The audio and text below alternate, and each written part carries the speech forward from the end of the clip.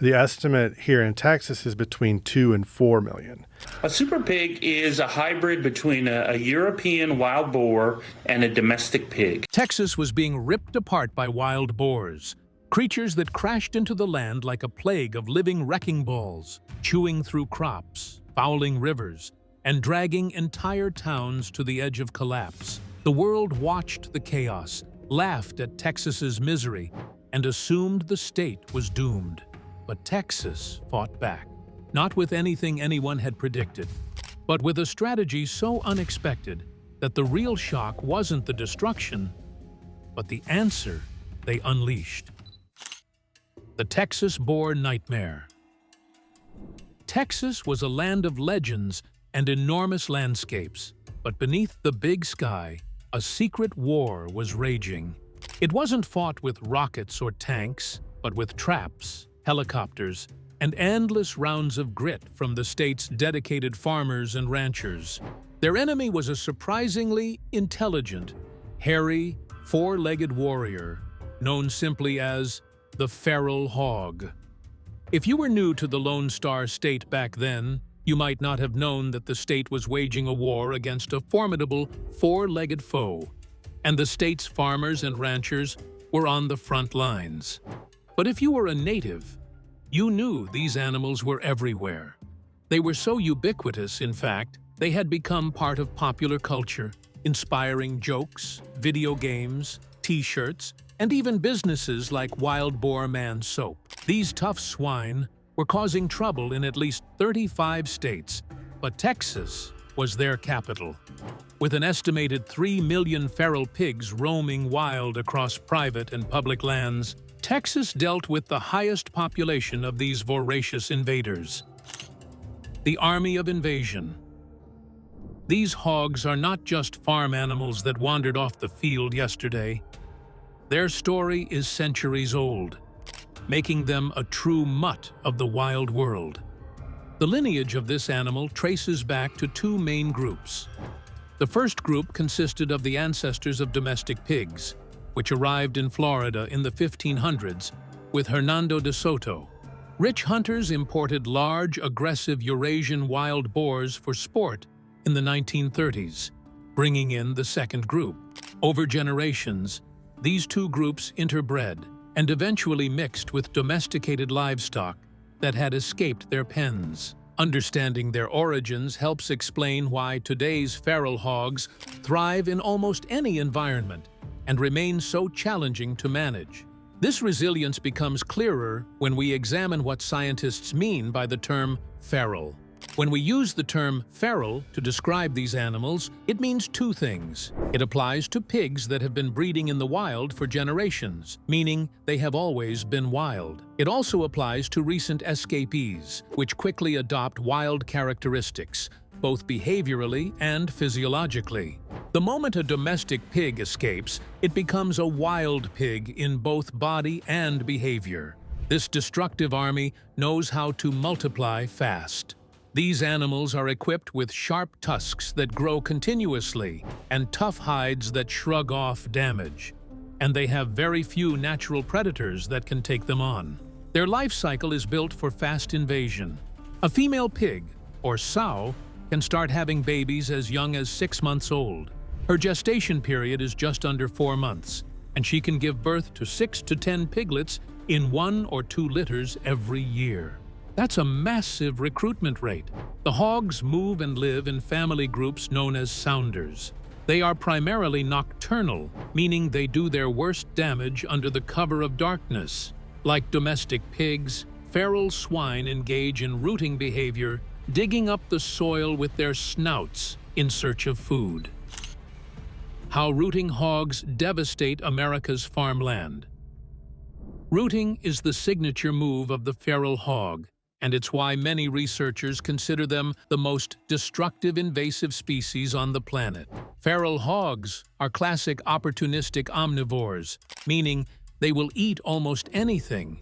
But when they are rooting, they are acting like short-legged digging machines. They drive their snouts and tusks into the ground to plow through fields and forests, doing it to find grubs and acorns, to cool off in the summer sun, or even, as far as scientists can tell, for the sheer joy of it.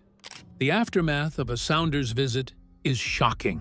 A newly planted field can be left gutted in a network of trenches and craters several feet deep, ruining the ground. When wild pigs dig, they destroy the essential root systems of crops, forestry, and natural grasses. This constant upheaval causes over $180 million a year in damages to private agricultural land alone.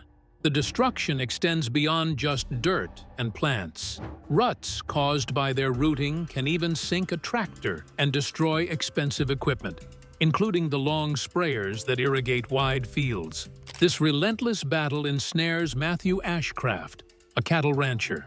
He says, over the past decade, they've gotten out of control for us.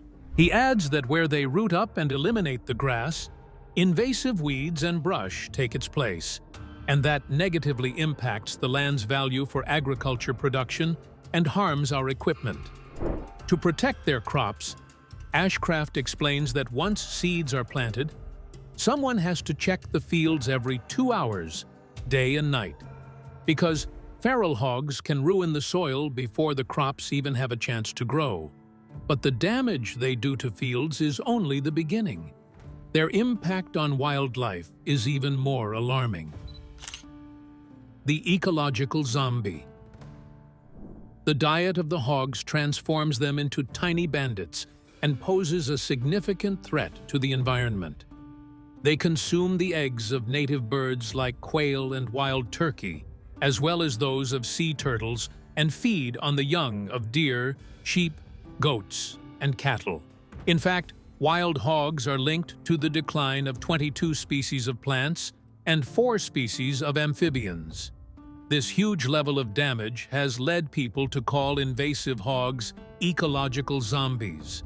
And according to wildlife experts, that nickname isn't an exaggeration. Dr. John Tomachek, an associate professor and extension wildlife specialist at Texas A&M, says feral swine are a formidable foe and a scourge to every ecosystem and agricultural product in Texas. This destruction continues when hogs move toward water, where their behavior creates a whole new set of problems. Feral hogs lived with a flaw that shaped their every move: they couldn't sweat. Under the burning Texas sun, their bodies overheated fast, pushing them toward the nearest wetlands and bayous like desperate wanderers chasing shade. But the moment they plunged in, the trouble began. Their rolling, digging, and churning turned clear streams into swirling clouds of mud, stealing the sunlight from the water and unsettling the life that depended on it. And as they moved on, they left something far worse behind. Their waste drifted through the bayous and washed in with every storm, filling the water with dangerous bacteria. What should have been a safe, peaceful home for animals slowly turned into a dirty, muddy mess. Just another silent disaster caused by the invasive creatures that took over Texas. The invisible threat and the response. Beyond the physical damage, there is an invisible threat: disease. Another very real concern is novel and zoonotic transmissible animal-to-human diseases as a threat to human health and the domestic pork industry. Wild pigs are known to carry at least 45 separate diseases. According to the CDC, at least 24 of these diseases are transmissible to humans, Warns Dr. Tomachek. Feral hogs have been known to carry brucellosis. Some of the diseases of concern in wild pigs are regulatory in nature, and those include swine brucellosis and pseudorabies. We also have foreign animal diseases like hog cholera and foot and mouth disease. A bacterial disease that they can carry for life. Humans can become seriously ill when blood, bodily fluids, or tissues from an infected pig come into contact with their eyes, nose, mouth, or any cuts on their skin. One of the most concerning diseases they can spread is brucellosis, a bacterial infection that pigs can carry for life and pass easily through close contact. If transmitted to people, it can cause severe, long-lasting health problems and can even be fatal if left untreated. Stephanie Schwiff, a research economist, also warns that feral hogs pose an even larger danger: the potential spread of African swine fever to domestic livestock, a single outbreak of which could trigger billions of dollars in economic losses. The fight against this resilient enemy is intense. Landowners, sport hunters, and wildlife managers have deployed all manner of technology and weaponry to keep feral hogs from wreaking havoc. Despite aerial gunning from helicopters, sophisticated remote-triggered traps, and even legal control methods available, the feral hog population continued to grow. The hog's high intelligence complicates the problem. Ineffective attempts to manage their population can make them cautious and less responsive to control efforts, often leading them to become nocturnal. The only way to win is through integrated pest management, also called IPM, with the goal of eradicating the entire sounder or family group. This shift in behavior makes the legal and practical approach to hog control even more important. In Texas, feral hogs legally belong to the landowner on whose property they stand. The most effective ways to hunt them involve technology and teamwork. Ryan Ashcraft, a helicopter pilot, assists his brother Matthew and other ranchers with aerial shooting. Matthew Ashcraft says, "For ranchers and farmers with vast amounts of land, aerial shooting is by far the most effective way to slow population growth. The other best way to capture an entire sounder is with corral-style traps." While toxicants or poisons are being studied, Dr. Tomacek says 2 new products are currently undergoing trials. They remain controversial because of their ability to affect or eliminate non-target species. The war against the feral hog requires endless vigilance, advanced technology, and a determined front line of Texans who are fighting to reclaim their land from these clever, destructive invaders. But as the battle over poisons, helicopters, and hog numbers raged on, one truth became impossible to ignore. Texas wasn't just losing ground, it was losing time. The war goes airborne. The wild hog had already proven itself a tough opponent. But what made this battle even harder was its brain. These animals were not stumbling around blindly. They were watching, learning, and adjusting. As hunters pushed harder during the day, the hogs quietly switched their schedule, slipping into the shadows and becoming mostly nocturnal. They rested during sunlight, like sleepy giants, and roamed at night like an army of silent bulldozers. Because of this, hunters changed their tactics too, pouring money into night vision gear and thermal scopes that made every glowing hog stand out like a lamp in the dark. The fight had officially moved into the night. This ongoing clash got national attention when an unusual internet moment blew up in August. A tweet about the control of 30 to 50 hogs with a semi-automatic rifle went viral. What started as an argument about one of America's most heated debates suddenly introduced millions of people to a different issue entirely. Many online users were shocked to learn that feral hogs were not a joke. They were one of the most destructive invasive species in the entire country. However, Texans were already familiar with the situation. Texans, having endured this crisis for years, were well aware of the potential consequences.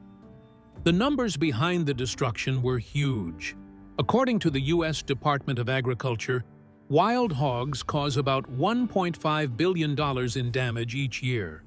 They ruin crops, break fences, tear up land, eat endangered animals, and spread disease to livestock and people.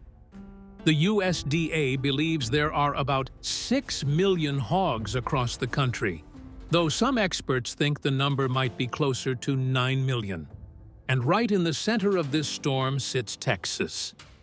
But the real shock comes when you realize where most of this chaos is happening. Half the wild hogs in America live in Texas. That's about 2.6 million animals, more than anywhere else. The size of this population instills in Texans a sense of unease, akin to that experienced when hearing a strange sound at night, multiplied by 1,000,000. Olivia Johnson, an employee at Cedar Ridge Aviation, illustrated the overwhelming problem with a vivid and unforgettable image. It would be like waking up to find 3 million rats living in your house. You wouldn't live with them. You wouldn't just say, "Oh, well, welcome to my home." The problem stretched so far that hogs were no longer staying in the countryside. They wandered into cities, ripping up golf courses, city parks, and even graveyards, sometimes turning over tombstones. And the math behind controlling them was unforgiving. One expert explained that just to maintain current population levels, we have to eliminate 60% of the hogs every year. After that harsh number came the heavy truth. We'll never eradicate them. Since hunting on foot could not keep up with an animal that multiplied faster than humans could track, Texas turned its eyes upward. In 2011, the state made a dramatic decision. It became legal for helicopter companies to take anyone, even tourists, into the sky to hunt hogs from above. This new airborne tactic quickly earned the nickname pork choppering. The name sounded humorous, but the mission was serious. Helicopters offered the speed and height needed to chase hogs across wide fields, following them as they darted through brush and open land. But the policy shift was only the beginning of a much bigger change in how Texans fought back. Dustin Johnson, a pilot at Cedar Ridge Aviation, explained it clearly. Helicopter hunting is the quickest way to eliminate several pigs. The hunters firing from the sky did it partly for the thrill, but they also helped farmers fight back against a major pest. The cost of this thrilling experience was substantial. Hunters spent well over $1,000 per hour for aerial gunning and another $100 for a video of the flight. Some companies charged up to $5,000 per person. Visitors came from faraway places like Australia and China for the chance to be airborne hog hunters. When Vice News visited, 2 hunters from Amarillo managed to take down 54 pigs in one flight. This new style of hunting grew into a profitable business. Texas Parks and Wildlife eventually issued well over 200 aerial wildlife management permits. About a dozen companies offered helicopter hog hunts as part of their services, and many others did it privately. Even with all this activity, the numbers still showed how large the hog population remained. Helicopter hunting removed about 43,000 pigs last year, which was only 1 to 2% of the total Texas population. After the helicopter boom came a strange twist in the story. In 2017, the law expanded again to allow people to hogs from hot air balloons. Texas lawmakers have approved the hunting of feral hogs and coyotes from hot air balloons. The state already allows the shooting of feral hogs from helicopters, but that's expensive and it often scares the animals away. Hot air balloons are quieter and offer a more stable platform. The idea sounded adventurous on paper, but quickly turned into a punchline among hunters and pilots. Chris Britt, the CEO of Helibacon, humorously explained the issue, stating that the wind pushes a hot air balloon around. But then the hogs move around. So what happens if the wind is blowing east, but your hogs are running west?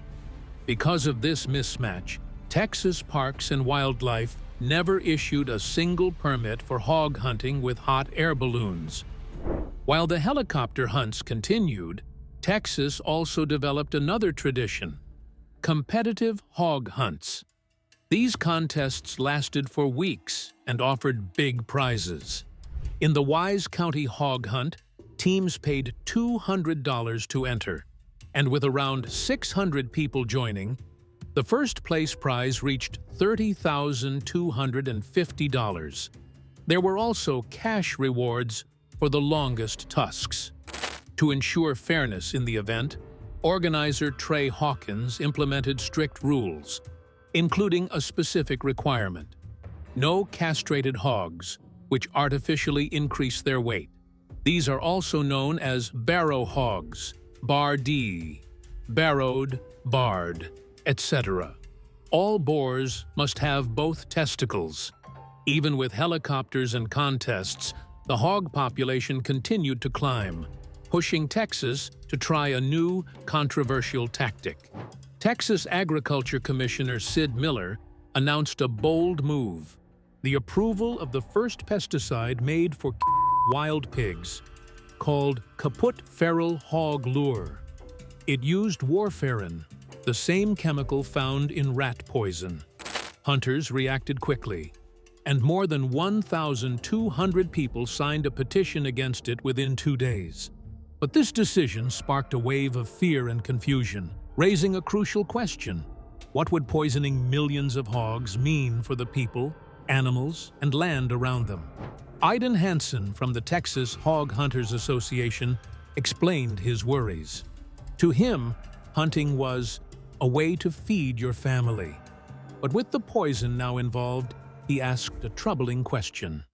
If this hog is poisoned, do I want to feed it to my family? I can tell you, I don't. He also warned that poisoned pigs could harm other wildlife. If a hog dies, what eats it? Coyotes, buzzards? We're going to affect possibly the whole ecosystem. This disagreement set off a bigger debate, one that questioned whether the solution might create more problems than it solved. The company behind Kaput argued that the poison had low toxicity and that their special bait stations protected other animals. But doubts remained.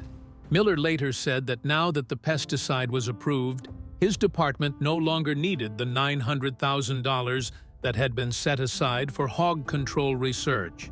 The unstoppable hog army kept moving across Texas, despite the use of helicopters, competitions, and even chemicals. The smart trap strategy. The battle against the feral hog was quickly turning into a nightmare of constant effort and minimal reward. The pigs were too adaptable and too numerous for traditional hunting methods to ever make a real difference. Texas realized that merely shooting at the sounders from the ground or the air was like trying to empty an ocean with a spoon.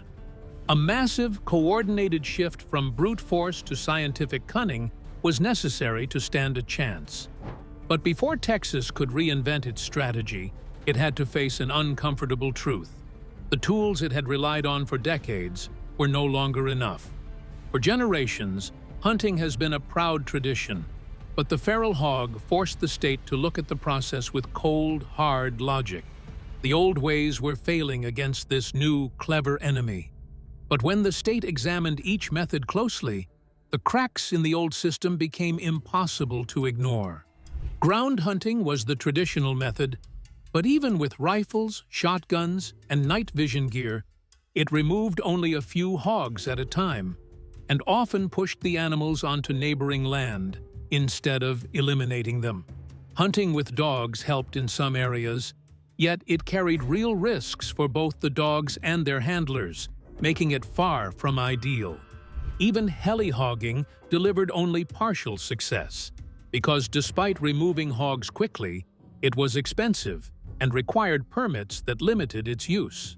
Chemical control remained the last option, but poisons like warfarin or sodium nitrite raised serious concerns about harming wildlife, livestock, and water sources, leaving Texans without a safe or reliable solution. Every method was powerful, but none of them powerful enough.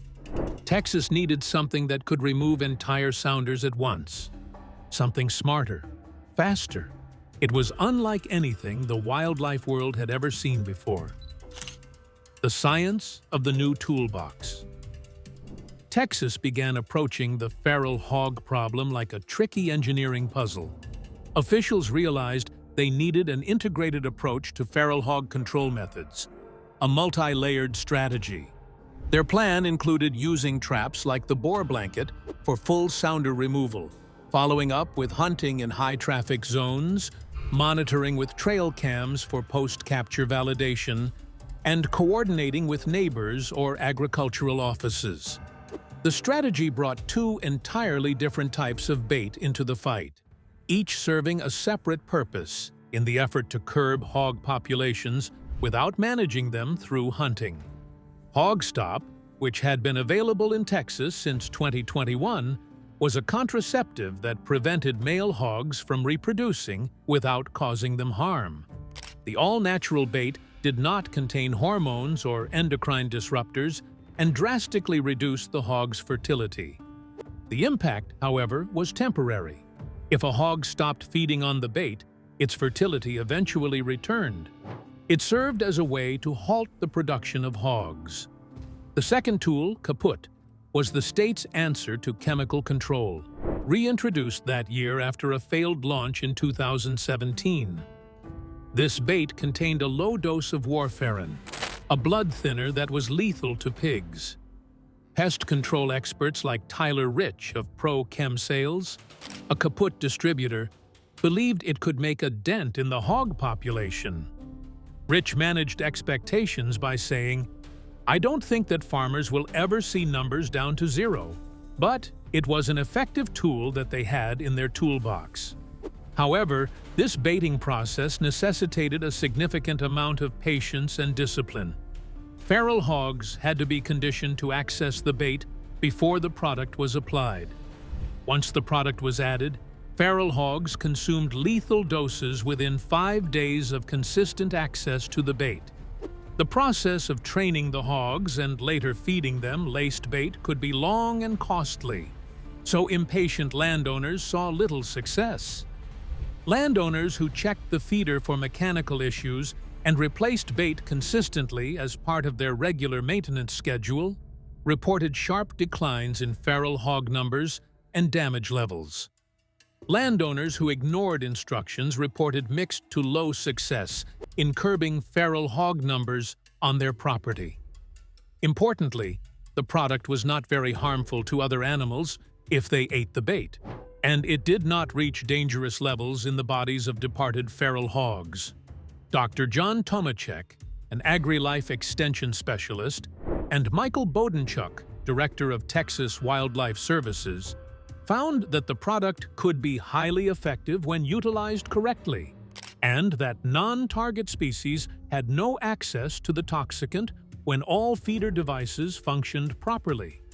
With these early results showing promise and raising new hope for large-scale control, the focus shifted toward a bigger question.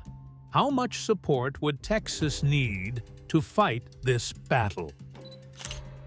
The government's war chest. Recognizing the scale of the problem, the U.S. government took action.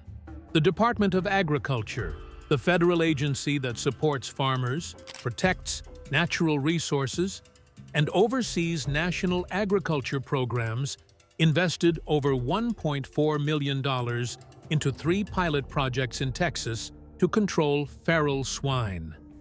This effort was part of the Feral Swine Eradication and Control Pilot Program, funded through the 2018 Farm Bill.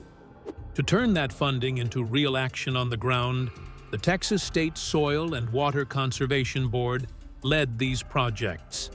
The Texas State Soil and Water Conservation Board led these projects, offering landowners access to trapping technicians and smart trap loan programs. Alongside traps and baits, landowners also relied on hog-proof fencing to shield their property. To ensure these efforts were effective, Texas A&M's Natural Resources Institute helped monitor results. Texas A&M's Natural Resources Institute helped monitor results with agri-life specialists, recognized national leaders in hog management, and provided science-based guidance.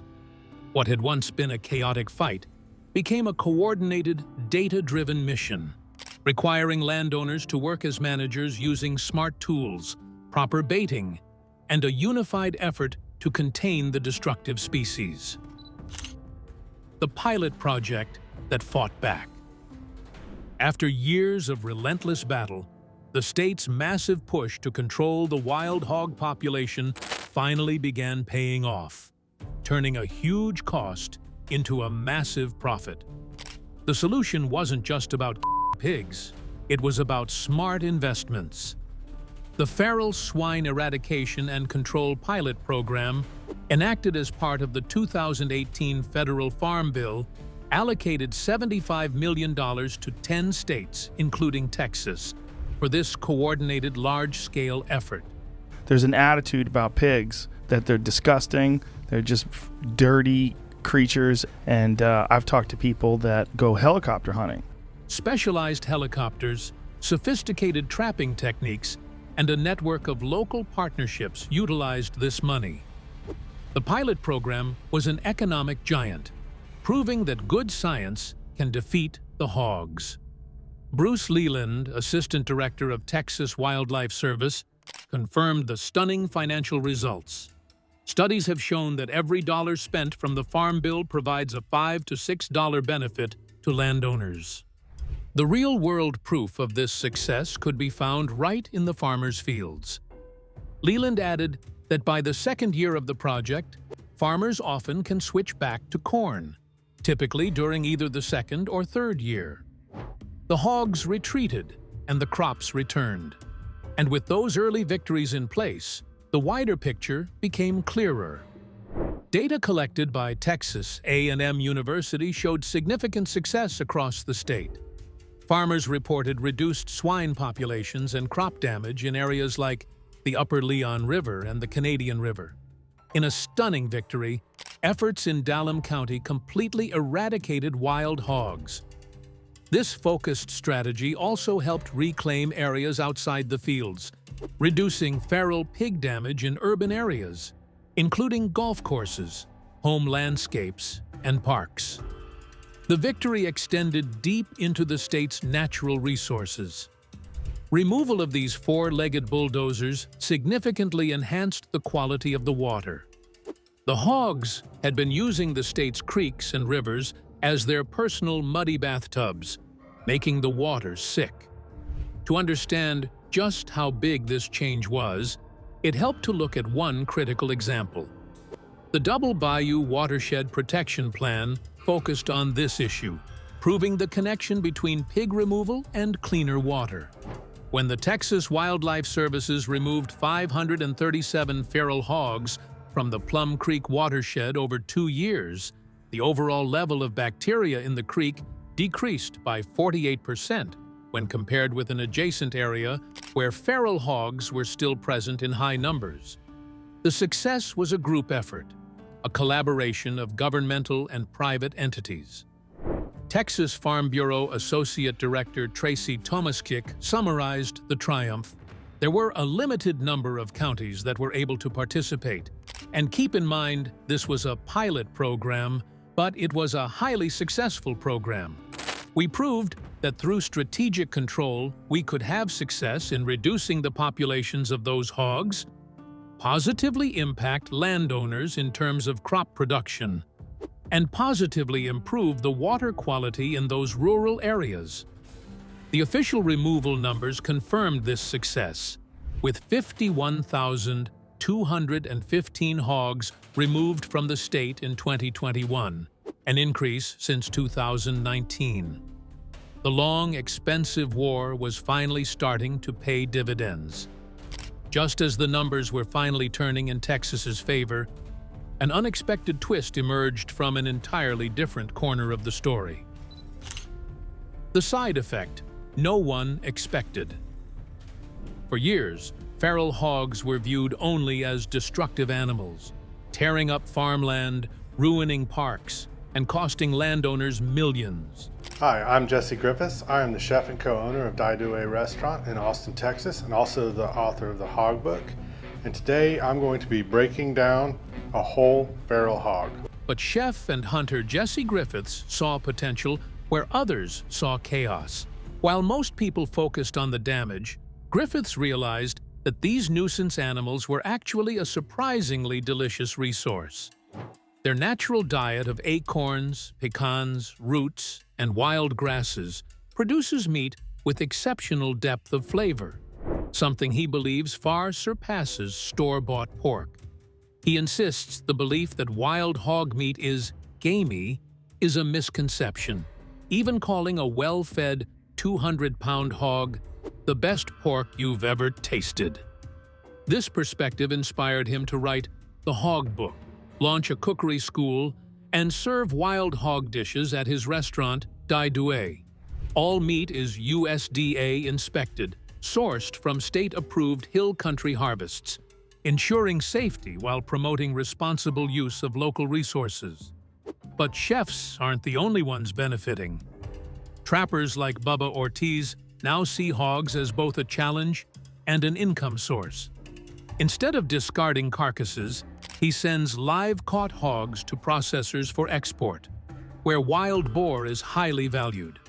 Online marketplaces and Facebook groups have expanded this trade, turning a costly pest into a thriving industry. Now we'd like to know, would you support a solution like this in your state? Let us know your thoughts in the comments. And don't forget to like, subscribe, and share. If you enjoyed this video, click on the next video on your screen.